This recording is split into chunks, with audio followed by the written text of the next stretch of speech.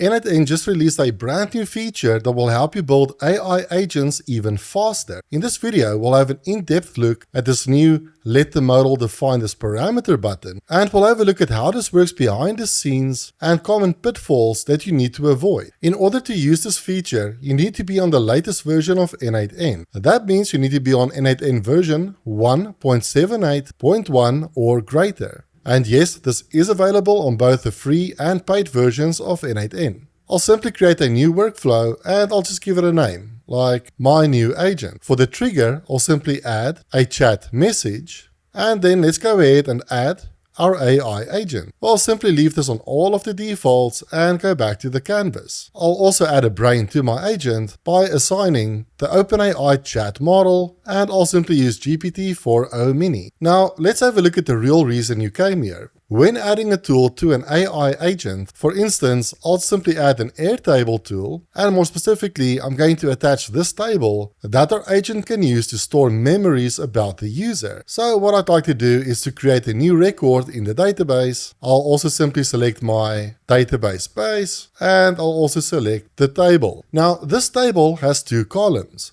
memory and a unique identifier for our user. So for argument's sake, let's say this user was simply a hard-coded value, or this could have been a value that we received from a node like Telegram. But the memory text needs to be dynamic. So when the user instructs the agent to remember certain information, that information needs to be stored in this database. Therefore, we cannot simply hard code this value. We're expecting our AI agent to intelligently populate this value for us. And historically, what that meant is we had to go over to expression, and we then had to type this special function called fromAI, and I'm actually going to expand this so it's a bit more readable. And this fromAI function took in three different values: a key value like memory, and a second value for the description of this field, and a third value containing the type of this input. We can visualize it like so. We've got our unique value called memory. We can provide a description which the AI model can use to figure out how to populate this field, along with the type of this field, which could be string, it could be a boolean, a number, etc. Now, up until now, this might seem intimidating for non-coders. So n8n completely simplified this process by adding this button that lets the model define this parameter. So when we click on this, we are no longer able to change the value of this field, and we simply get the message saying defined automatically by the model. Now, you might be tempted to run this, and it will work for the most part, but there is a catch, and we will have a look at that in a minute. Let's say something like store the following memory,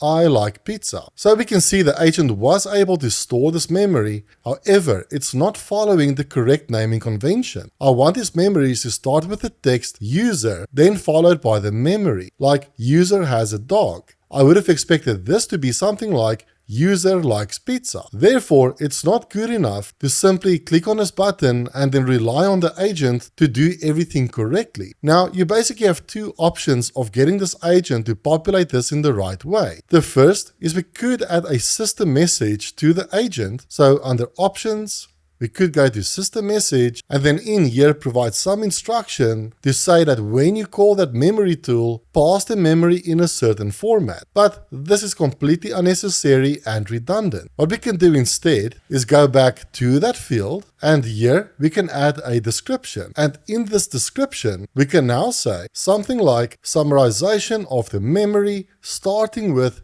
user ... Now watch what happens when we run this again. I'm actually going to delete this record, like so. Then in the chat, let's simply repeat this message. And here we can see the memory has been stored as user likes pizza. And of course, in the database, this is now following the correct convention. Now, is the solution perfect for all scenarios? And my answer is, unfortunately, no. We can have a look at how this works behind the scenes by simply clearing out this value. And now we can see the expression that was generated by this button. And if we expand this, we can see that it's generated this memory property by itself, and it's injected the summary that we provided. But it's also giving us this third value, and as a reminder, if we have a look at this diagram, this third value represents the type of the value that we're expecting. And this could be anything. It doesn't have to be string. It could be something like a number, it could be a Boolean value, it could be an array of values. For the most part, n8n is intelligent enough to derive the type of this field from whatever the type is on the column in this Airtable table. But I do suspect that you might run into a few edge cases where you want to change the type yourself. So if you are experiencing issues where the type derived by the model isn't correct, simply click on this little X, and now you have the ability to modify the type yourself. And speaking of adding memories to agents, check out this other video where I created an AI agent that can recall and store important information about the user. I'll see you in the next one. Bye bye.